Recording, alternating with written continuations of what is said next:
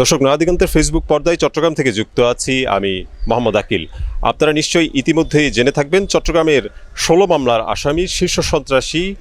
সাজ্জাদ হোসেন ওরফে ছোট সাজ্জাদকে গ্রেপ্তার করেছে পুলিশ। ঢাকার বসুন্ধরা শপিং মল থেকে গোপন তথ্যের ভিত্তিতে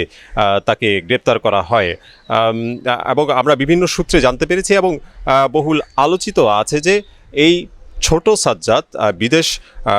পালিয়ে থাকার এক শীর্ষ সন্ত্রাসী সাজ্জাদ আলীর অনুসারী বলে, এবং এই এলাকায় এবং তার আশপাশের এলাকায় চাঁদগাঁও, বাইজিদ বোস্তামি সহ এখানকার প্রায় 2-3টি থানায় তার নামে 16টি মামলা রয়েছে এবং সবকটি মামলায়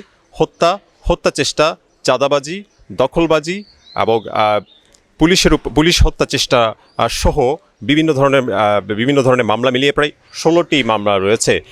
একটু বলে রাখতে চাই, 2024 সালে 4 নভেম্বর বাইজিদ থানা পুলিশ সাজ্জাদকে গ্রেফতার করার জন্য অক্সিজেনে একটি গ্রেপ্তার অভিযান চালায় এবং সেখানে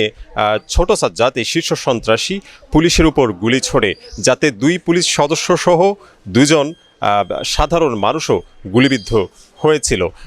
এছাড়াও জানিয়ে রাখতে চাই, আমি যে থানার সামনে দাঁড়িয়ে আছি এটি বাইজিদ বোস্তামি থানা এবং এই থানার ভারপ্রাপ্ত কর্মকর্তাকে ছোট সাজ্জাদ প্রকাশ্যে ফেসবুক লাইভে এসে বেধড়ক পেটানোর মতো হুমকিও দিয়েছে এবং এরপরেই ঠিক টনক নড়ে চট্টগ্রাম মেট্রোপলিটন পুলিশের এবং তাকে ধরার জন্য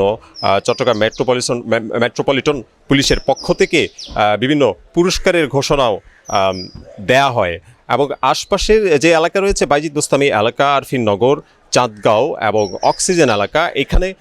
সাজ্জাদের যে অত্যাচার এবং যে দখলদারিত্ব, চাঁদাবাজি এবং হত্যা চেষ্টা, সেটি নিয়ে এক প্রকার বলা চলে মানুষজন অতিষ্ঠই ছিল এবং আমরা সেই জায়গাগুলো আজকে সকাল থেকে ঘুরে দেখেছি এবং মানুষের সাথে কথা বলার চেষ্টা করেছি। তারা জানিয়েছে ছোট সাজ্জাদের গ্রেফতারের পরে সেখানে কিছুটা স্বস্তি বিরাজ করছে।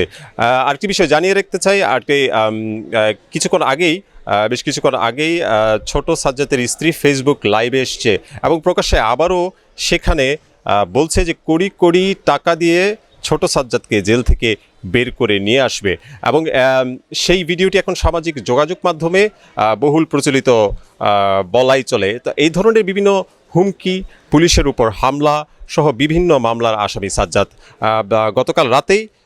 যেদিন গ্রেপ্তার করা হয়, বসুন্ধরা শপিং মল থেকে সাজ্জাদকে গ্রেপ্তার করা হয়, সেদিন রাতেই তার মানে গতকাল শনিবার রাতেই তাকে চট্টগ্রামে নিয়ে আসা হয় এবং চাঁদগাঁও থানার একটি হত্যা মামলার আন্ডারে 14 দিনের রিমান্ড চেয়েছিল পুলিশ, কিন্তু বিজ্ঞ আদালত 7 দিনের রিমান্ড মঞ্জুর করে তাকে কারাগারে প্রেরণ করে।